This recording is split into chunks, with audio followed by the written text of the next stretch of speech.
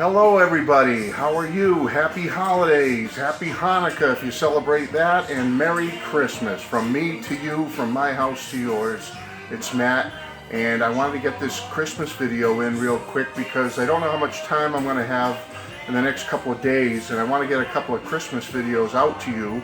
Today will be in the first one, and then my second one I'm hoping to do on Christmas Day. I think I'll have a chance then. I've gotten some requests, one special request from Rossi 1973. Hi Rossi. He asked if I could do a Christmas message video with my dad. He'd like to see my dad again, so I think that sounded great, and I'm going to try to do that for Rossi on Christmas Day. That's when I'll have the next chance or opportunity to do it, I believe. So look forward to that. Okay, today's video. We all love Christmas music, whether you listen to it when some of our FM local stations go to an all-Christmas format during this time of the year. Some of us listen on streaming services we have that are all Christmas music.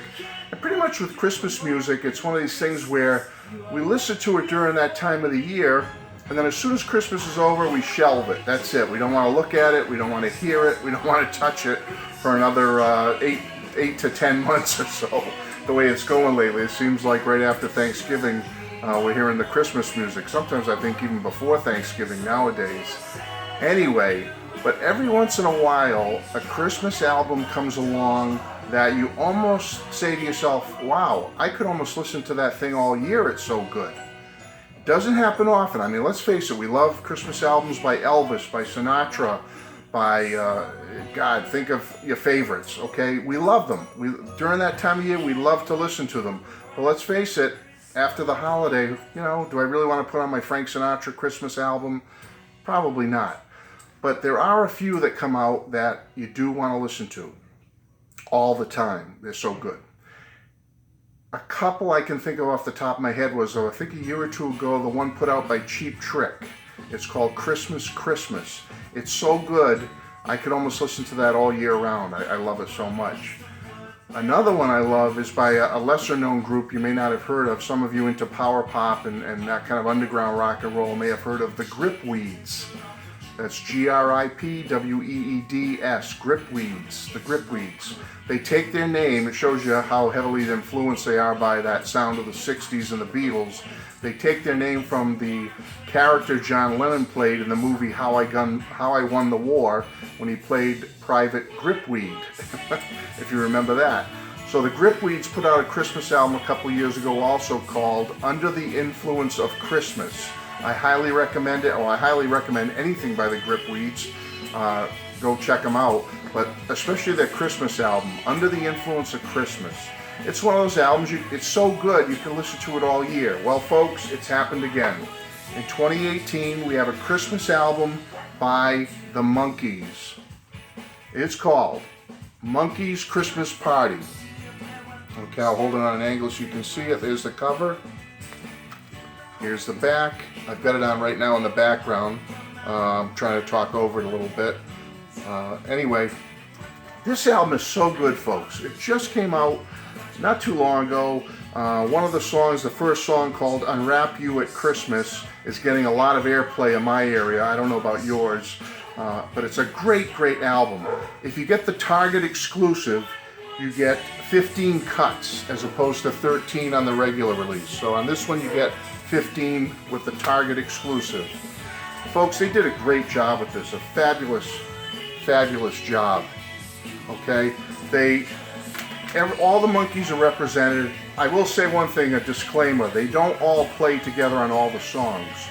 You get Mickey and his band that recorded songs. You get Peter Tork that has one song on here that he did with his own guys, and it looks like Mike Nesmith did some stuff with his son or a couple of his sons and some other people. He's got a couple of songs on here, and Davey is represented by 2 songs. He must have recorded them in the early 90s, around 1991, and they took his vocals on these 2 Christmas songs, and the musicians that play with Mickey Dolenz overdubbed some background music to it, and it really sounds fresh and great.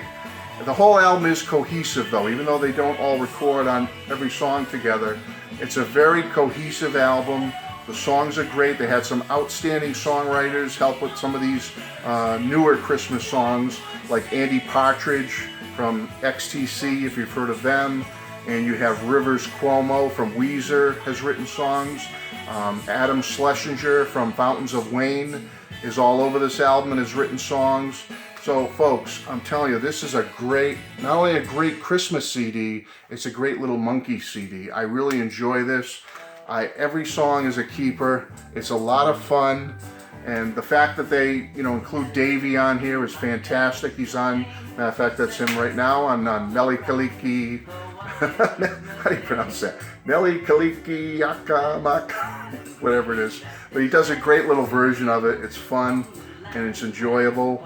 And you get the lyrics inside. It gives you all the information on it. I'd really love to get this on vinyl. I'm hoping I can get the vinyl of this. I'm going to be searching for it.